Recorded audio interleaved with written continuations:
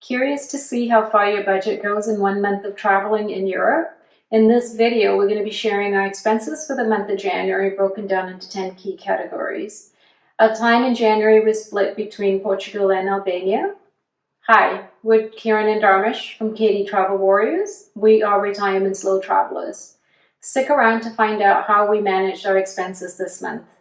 Okay, let's get started now. The first thing we should start with and say that is our monthly budget is $2,800 US, and then we'll give you a breakdown of how that goes starting now, I guess. Let's start with accommodations. Yeah. It's our biggest category, so we usually tend to start with that one first.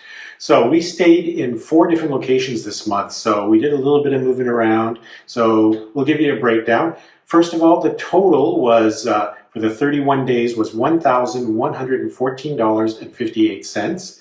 And that broke down to 4 different spots. The first one being Portimao, which we spent 13 nights. This was the end of our Portugal stay because we were there for 3 months. But the last 13 days was in Portimao, and that cost us $460.07. And then we did a 1-night stay in Lisbon because we were flying out from Lisbon Airport. So we trained it up there and we stayed in a hotel, and that cost us $87.75. And then from there we flew to Albania. So now we're over to a new country, and we spent the first 7 nights in the capital, Tirana, and that cost us $287.52. And then we moved on to the south, which was to a city called Saranda, and we've done 10 days in Saranda in January, which finished off at $279.24 for our accommodations. So we did pretty well for accommodations this month, I would say. Yeah, it was not bad because, like I said, we moved to 4 different locations. They weren't overly long stays, so it didn't work out too bad at all. So moving on to our next category, which is groceries. So how much did we end up spending in groceries? Okay, so for groceries, we did a total of $240.23 for the entire month. Now that was for 20 grocery trips, so 20 trips to the actual store. Yeah. And we ended up cooking at home for all of our time in Portimao as well as in Saranda. And in both areas, we've had grocery stores near us. We mentioned in our previous videos, in Portimao, we had really good grocery stores around our apartment. But we noticed since we got to Saranda, we have some limitations on the larger stores that we got used to. Yeah. We don't have those large chain grocery stores here. It's a smaller city, so we find the more small local marts. So there's a lot of them, so there's plenty close by. Right. So sometimes we've had to go from one to the other to find certain items that the other one might not have. Yeah. But there's been some limitations on the selections that we got used to elsewhere. Yes.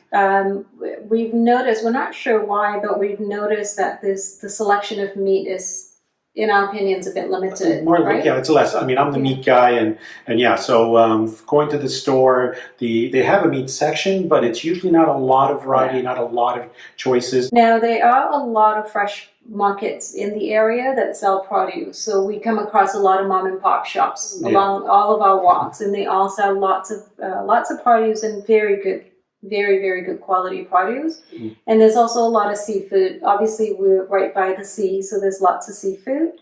And there's even fresh seafood that the fishermen are bringing in on a daily basis. So when we walk on the promenade by the beach, you can stop. I think there's several days in the week where the fishermen are coming in with their catch of the day. Yeah, you'll see them with their catch of the day. You'll see them selling them straight from the boat. So you can't get any fresher than that, really. So we haven't done that ourselves. We haven't done it yet, but we will get there. Yeah. Okay, so moving on then, the next category is dining out. Yes. So for dining out, the total was $174.23. Now that consists of 2 different categories that we basically break that down to. We have our snacks and coffee kind of shops, and then we have our actual sit-down kind of meals. Right. So our snacks and coffees, we did 7 of those in the month, and it totaled $18.68. And then we had 10 actual meals, like dinner or lunches out, and that totaled $155.55. Right. And I think that was mostly because the week that we were in Toronto, we didn't cook any of our meals at home. No. We were eating out predominantly. Yeah, it was just a 1 week stay there, so we're buying the groceries, and that just didn't seem to work for us. So we ate out on that. Although we did have breakfast at home. I forgot about that. We do breakfast. We had breakfast at home. And then, of course, our day in Lisbon was at the hotel, so we ended up eating out that day as well. But what was nice was in Toronto, we had a couple of really nice sit-down meals. That's correct, yeah. In Toronto, we did one was an Indian meal, Indian restaurant, and the other was a Chinese restaurant. Yeah. And to give you a kind of an idea, the dinner for two of us at the Indian restaurant was around $23, and then for the Chinese food that we ate, it was about $27. Keep in mind that was without any alcohol. That's right. Right? We didn't have any beer or wine with our meals. It was just, I believe we had water. We had water with both meals there. And then we've also done little snacks, like if we're not snacks, but I guess just if you're stopping and having fast food for the sake of it. I mean, in Toronto, in Albania, we've noticed that a lot of the shops or restaurants would be called fast food something, like Fast Food Albania or something like that. But when you go in, when they mean fast food, we've seen it's more of the sort of Slovakia, the wraps, the pitas, that kind of an actual aspect, not fast food as we think back in North America. Right, so it's not hamburgers and fries. Yeah. I mean, they do have French fries, don't get me wrong. They love their French fries as well, so I'm happy about that. Yeah. Okay. We did have a number of those stops when we were in Toronto. So let's move on to the next category, which is personal care. So now personal care, we did have a couple of items in this category this month. So the total was $71.59. Now that consists of different items. Say we have a section which is mainly the clothing, or say you've got beauty or makeup or any of that kind of stuff falls into this category. Yeah. So for clothing, I had actually purchased a couple of pairs of socks, which ended up being $2.14. Nothing overly expensive or anything there, so that was good. And then you purchased a couple of items as well, you said? Not for clothing. So we also spent around $69.45, which falls into beauty/makeup category. Yeah. And I usually get my nails done. So I had both my nails and my hair. I had a haircut and color while we've been in Surrender. Yeah. And just to give you an idea, a nail appointment in Surrender cost me around $16 for a full manicure, which I would say is really inexpensive. And then my haircut and color, which I haven't had in a number of months, was only $54. So extremely reasonably priced. Definitely reasonably priced. I, on the other hand, got mine a lot cheaper. Mine was free. I buzzed my own hair over the sink, so I think I got the better deal out of that. But yours still wasn't that bad. No. Moving on to our next category, which is health insurance. Okay, so for health insurance, as we've mentioned before, and we mentioned all the time, is that you should not travel without health insurance. It is so important. You just never know what's going to happen or come up. Now, we actually have health insurance for basically just for those medical emergencies. It's not a complete health coverage where, some people get massages and physiotherapy, and that this is just for medical emergencies.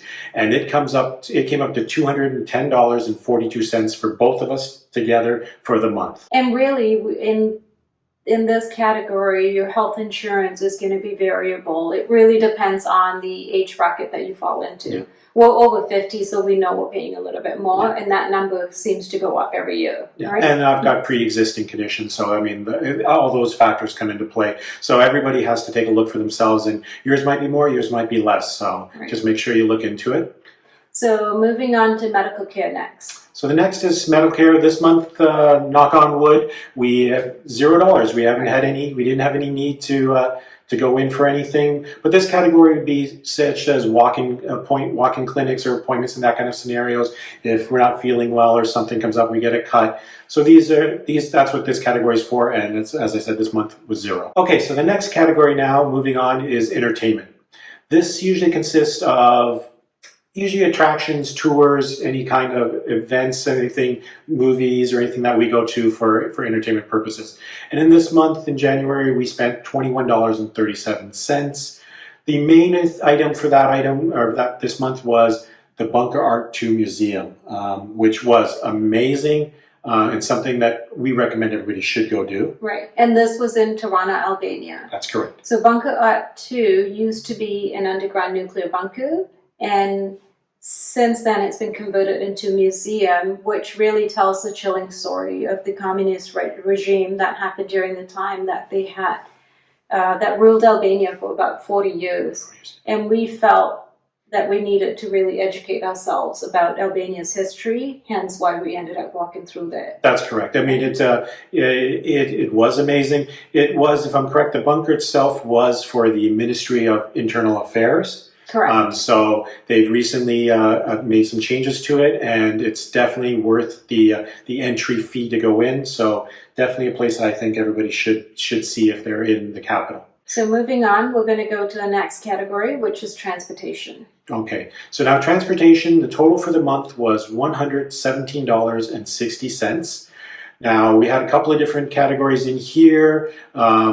We have the trains and buses that we took in the month, as well as rideshare. So the trains and buses totaled $73.27.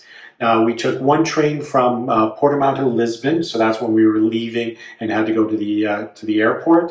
And then we also did two local bus rides while we were in Portimao, and one bus ride from Tirana to Saranda, which was a 5-hour bus, local bus. So that consisted of our 4 trips in that category. Right.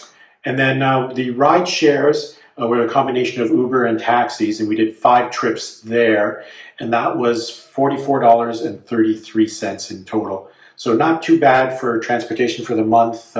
We tend to do a lot of walking, so nothing too crazy as far as ride shares and things like that. Yeah. So it's been really good for us. Yeah. Let's move on to our next category, which is miscellaneous costs. Okay, so for miscellaneous costs, the total was $27.38. This category, for most months, we have 2 items. Usually it's either our bank fees and finance fees of sort, or any miscellaneous items that don't fit into any of our other categories. Correct. So what did we have this month? So for our miscellaneous items, it was $9.90.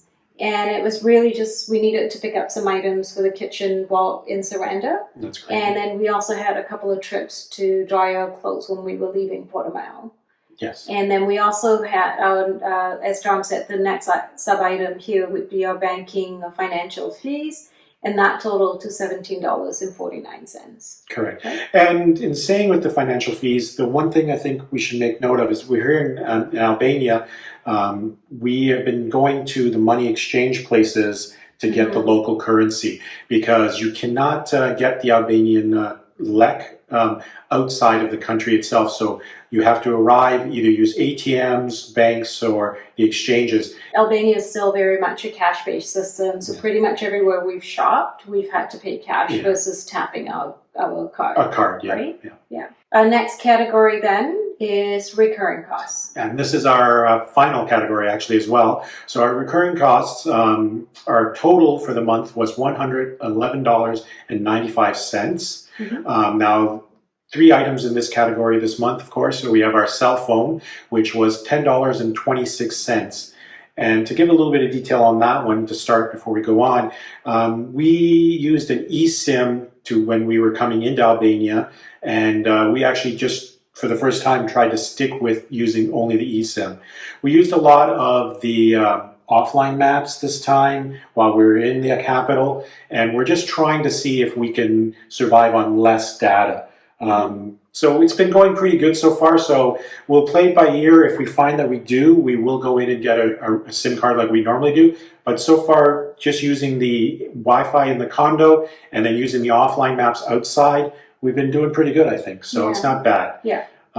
The next category is our media and subscription, and that totaled $28.39 for the month. Now that usually consists of our VPN and things like that. Anything for our media aspect is in that category. And then the final part was our life insurance.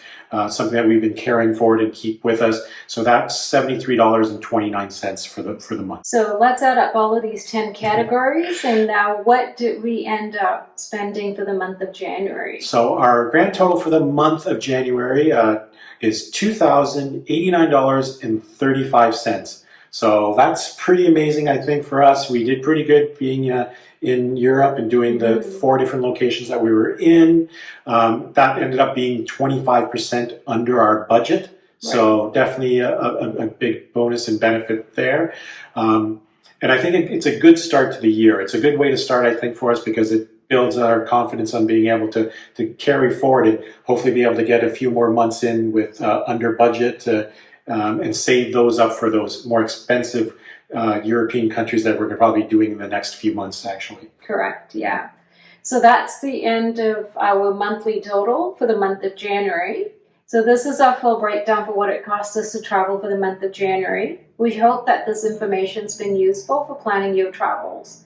If you're considering travel during your retirement years, I think you can use us as a living example of a living proof that it is possible. Yes. We would love to hear from you. Please let us know if this information's been helpful to you. If you have any suggestions on places that we should visit, we'd love it if you could share them in the comments below. So don't forget to like, subscribe, and hit the notification bell so you won't miss any of our upcoming videos. Thank you so much for watching, and let's travel together.